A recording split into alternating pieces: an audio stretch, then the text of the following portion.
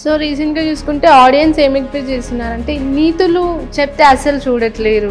కొత్త డైరెక్టర్స్ ఎవరైతే ఉన్నారో, కొత్త రైటర్స్ ఎవరు ఉన్నారో వాళ్ళు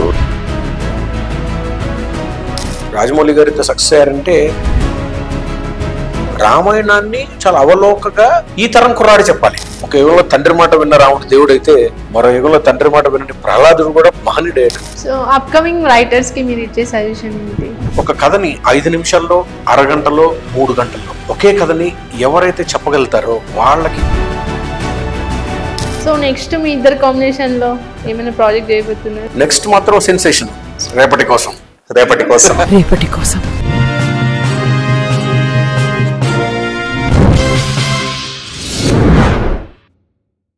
సో రీసెంట్గా చూసుకుంటే ఆడియన్స్ ఏం ఎక్స్పెక్ట్ చేస్తున్నారంటే నీతులు చెప్తే అసలు చూడట్లేరు.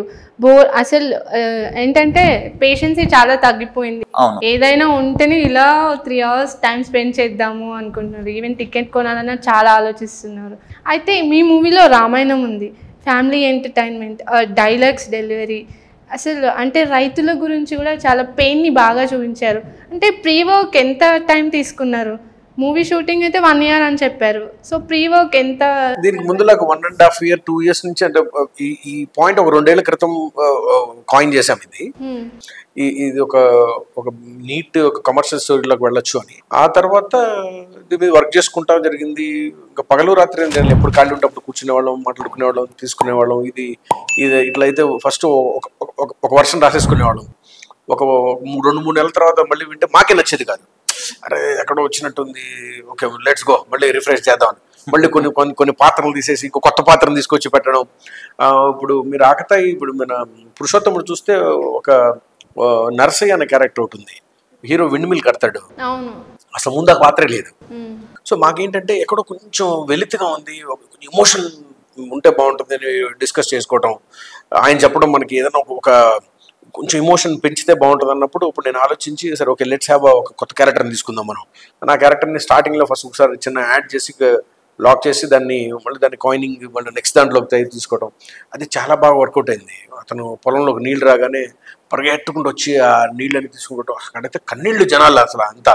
సో అది చాలా బాగా వర్కౌట్ అయింది. దాన్ని ఏంటంటే ఎప్పుడైతే మనం దాన్ని కథని బయట నుంచి చూస్తామో మన కథ మనకు బాగుంటుంది, మన పిల్లలు మనకు బాగుంటారు.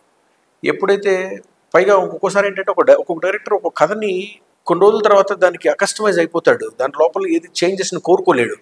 ఎవరన్నా చేంజెస్ చెప్పినా అతనికి నచ్చదు. ఇదే ప్రపంచం, ఇంక ఇదే అద్భుతం అనుకుంటాడు.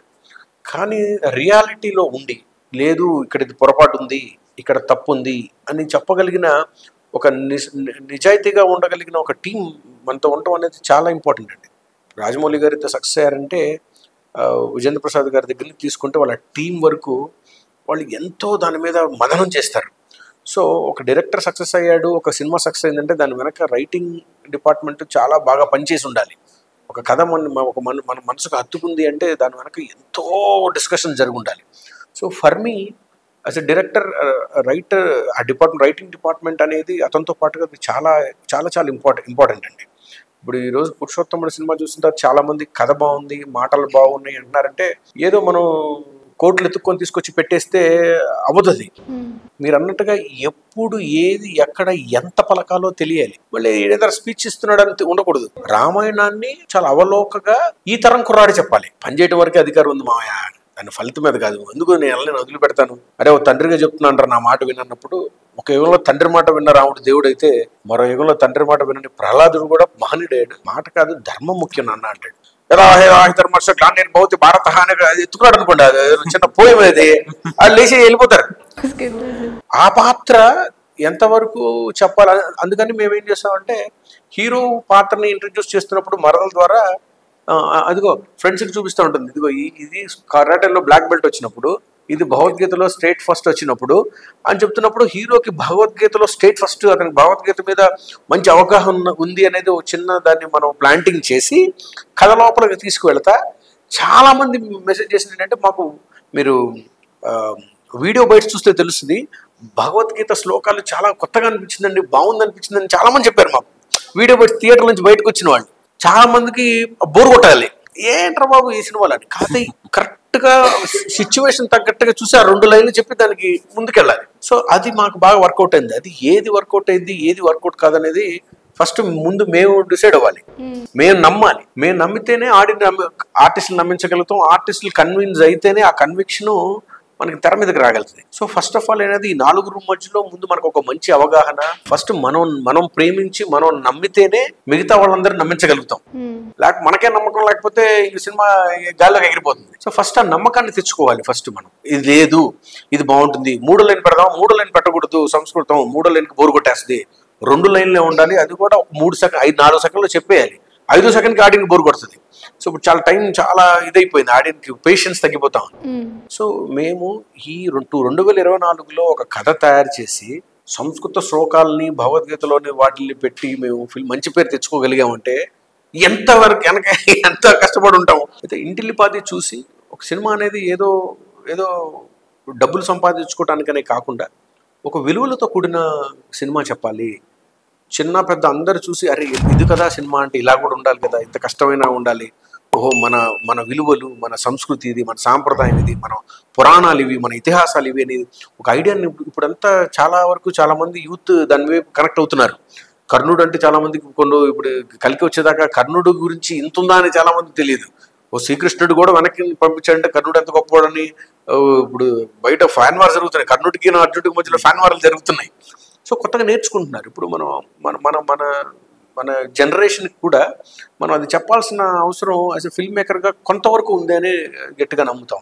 ఈ మూవీలో మీ ఫేవరెట్ డైలాగ్ ఏంటి? నా ఫేవరెట్ డైలాగ్ ఇందాక ఆయన చెప్పిందే. ఇంకో ఫేవరెట్ డైలాగ్ చాలా హార్డ్ హిట్టింగ్ డైలాగ్, ఫ్రెండ్స్ కూడా చాలా మంది చెప్పింది. రాజస్థాన్ నువ్వు ఫైట్ ముందు చెప్పే డైలాగ్, నేను మామూలుగా ఎవరిని కొట్టను, కొడితే మామూలుగా కొట్టను. ఇది ఈ డైలాగ్ని ఈ మొత్తం అంతా రాసుకున్న తర్వాత ఆ ఫైట్లో ఒక చిన్న డైలాగ్ కావాలి మాకు. ఏదన్నా మళ్ళీ ఆ డైలాగ్ చెప్తున్నప్పుడు ఏదో రే నా పేరు తెలుసా నీకు అని ఏదో పెద్ద హీరో లాగా ఉండకూడదు, అది సెట్ అవుతుంది, లాగేస్తారు. సింపుల్ గా ఉండాలి, హార్డ్ హిట్టింగ్ ఉండాలప్పుడు మాతో పాటు పనిచేసిన రామస్వామి గారు అని రైటర్ ఉన్నారు ఆయన. సో ఆయన్ని మేము అడిగినప్పుడు ఆయన సింపుల్ గా హీరోకి ఆ ఇమేజ్ తగ్గట్టుగా ఉండాలి, అతను బ్యాక్ డ్రాప్ కలవాలి, అప్పుడు మామూలుగా నేను కొట్టను, కొడితే మామూలుగా కొట్టను, సింపుల్ డైలాగే. ఆ టైంలోకి అది వేస్తే థియేటర్లో విజిల్నేసి పారేశారు అసలు. సో ఈ dialogue credit goes to Ramaswamy గారు. సో అప్కమింగ్ రైటర్స్కి మీరు ఇచ్చే సజెషన్ ఏంటి? సో ఏం చేయాలి కొత్తగా, అంటే వాళ్ళలో ఎలాంటి క్వాలిటీస్ ఉండాలి, ఎట్లా ట్యూన్ చేసుకుంటే మంచి డైరెక్టర్ అవుతారు? ఉద్దేశం నాకు అర్థమైంది, అయితే ప్రపంచానికి సందేశం ఇచ్చేంత గొప్ప అవ్వదు కానీ, బట్ నాకు అర్థమైంది మీరేం అడుగుతున్నారు అనేది. అయితే వెన్ ఇట్ కమ్స్ టు రైటర్స్కి ఇప్పుడు డైరెక్షన్ గురించే చెప్పాలంటే, మనం కథ తయారు చేసుకుంటున్నప్పుడు 10 మందికి చెప్పాలి, 10 సార్లు చెప్పాలి. ఎంత ఎక్కువ మందికి ఎంత ఎక్కువ సార్లు చెప్తేనే మనకు దాంట్లో మనకి అర్థమైపోతుంది, వాళ్ళు తిరిగి చెప్పక్కర్లేదు. మనం చెప్తున్నప్పుడే మనకి ఆ కథలో ఉండే లోటుపాట్లు, దాంట్లో ఉండే ప్లస్లు, దాంట్లో ఉండే మైనస్లు అర్థమైపోతాయి. సో చాలామంది ఏంటంటే కథ చెప్పడానికి చాలా నామోషి పడతారు, కొంచెం మంది ఆలోచిస్తుంటారు, కొంచెం దానికి ఏదో సిద్ధమైపోతుంటారు కథ చెప్పాలి ఇప్పుడు అని. సో ఒక కథని 5 నిమిషాల్లో, అరగంటలో, 3 గంటల్లో ఒకే కథని ఎవరైతే చెప్పగలుగుతారో వాళ్ళకి కథ మీద విపరీతమైన పట్టున్నట్టు. సో నేను చాలా మందిని చూసాను, నా దగ్గరికి కొంతమంది అసిస్టెంట్ డైరెక్టర్స్ వస్తుంటారు, రైటర్స్ వస్తుంటారు విపరీతంగా. కానీ వాళ్ళకున్న ప్రాబ్లం ఏంటి అంటే ఒక 15 నిమిషాల్లో కథ చెప్పలేరు, ఒక 5-10 నిమిషాల్లో కథ చెప్పలేరు. సార్ దీంట్లో ఎన్ని ట్విస్ట్లు టర్న్ ఉన్నాయి ఎలా చెప్పగలగాలి? మన కథని ఒక 5 నిమిషాల్లో ఇగ్నైట్, కనీసం ఎగ్జైట్ చేయగలగాలి. సో కొత్త డైరెక్టర్లకి అంటే ఇప్పుడు ఎలా డైరెక్టర్లు అవ్వాలి అనేది మనం దానికి ఒక ఫార్ములా ఏమి చెప్పలేకపోయినా ఒక మంచి సలహా ఏంటి అంటే, talk to people, tell your story as many people as you can. ఎంతమందికి అవకాశం ఉంటే అంతమందికి కథ చెప్పండి. నేను మా ఇంట్లో వాళ్ళందరికీ కథ చెప్పేస్తుంటా, ఒక లైన్ వచ్చేస్తుందంటే మా ఇంట్లో మా అమ్మకి చెప్పేస్తుంటా, మా ఇంట్లో మా చుట్టాలందరికీ చెప్పేస్తుంటా, మా ఫ్రెండ్స్కి చెప్పేస్తుంటా, ముందు మేము మాట్లాడేస్తుంటా. దాంట్లో చెప్తున్నప్పుడు ఎవరైనా ఫేస్ ఇట్లా పెడితే నాకు అర్థమైంది, ఎవరైనా చాలా ఎక్సైటింగ్ గా అందరూ అనేది ఏంటంటే, రామ్ నువ్వు కథ చెప్తే అరెస్ట్ అయిపోతాం, అసలు వేరేది ఏం గుర్తురాదు, చుక్కలు చూపించేస్తామని. ఎవడైనా తేడాగా ఉన్నాడంటే ఈ సీన్ ఎక్కడో ఇది పడలేదు, ఈ సీన్ మార్చాలి, ఈ కథ ఎక్కడో కొంచెం తేడా పడుతుంది అని ఇప్పుడు నేను సెల్ఫ్ చెక్ చేసుకునే అవకాశం ఉంటుంది. ఓకే, అంటే వినేటప్పుడు వాళ్ళ ఎక్స్ప్రెషన్స్ మనకి కథని అదే రివ్యూ ఒక రకంగా బెస్ట్ రివ్యూ అది. ఇప్పుడు ఎందుకంటే మనం రూమ్ లో 2-3 నచ్చేస్తే కొన్ని కోట్ల మందికి మనం కథను తీసుకెళ్ళాలి. ఒక్కొక్కళ్ళు ఒక్కొక్క జోనర్ లో ఉంటారు, ఒక్కొక్క టేస్ట్ లో ఉంటారు. సో నేను ఇప్పుడు ఒక కథ తీసుకొని ఒక 25-30 మందికి విడివిడికి చెప్తున్నప్పుడు 20 మంది అద్భుతంగా అన్నారనుకో ఇది బాగుందని, ఒక 10 మంది బాగుందని 10 మంది బాగాలేదన్నారనుకో ఆలోచించాలి విషయం. 20 మందిలో 15 మంది ఇట్లా పట్టుకున్నారనుకో తీసి పక్కన పెట్టి నెక్స్ట్ వెళ్ళిపోవాలి.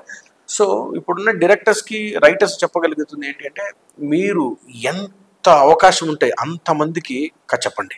5 నిమిషాల్లో చెప్తారా, అరగంటలో చెప్తారా, 3 గంటలు చెప్తారా అనేది మీ ఇష్టం. But you must be ready to tell your story it any length.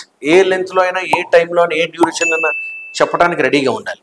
ఇప్పుడు అందుకే కొత్తగా పిచ్ డెక్స్ వచ్చేసినాయి, సినాప్సిస్ వచ్చేసినాయి. ఒకప్పుడులాగా కథ చెప్పమని కూర్చొని మనం 1-2 గంటలు కూర్చోడానికి ఎవరు సిద్ధంగా లేరండి.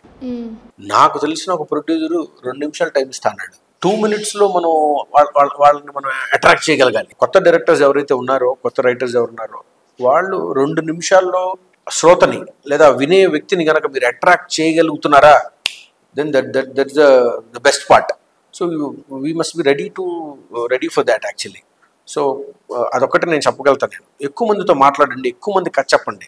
నేను ఒక కథ చెప్పడానికి నేను ప్రొడ్యూసర్కి వెళ్తే ప్రొడ్యూసర్ రాకపోతే బయట వాచ్మెన్ ఉంటే ఆడి కూడా కథ చెప్తాను. నాకు టైం పాస్ అయితే ఎక్స్ప్రెషన్స్ జరిగిపోతాయి. నాకు వాడు అమ్మ భయ్యా అచ్చిరిపోయింది భయ్యా అంటే ఉంటాడు.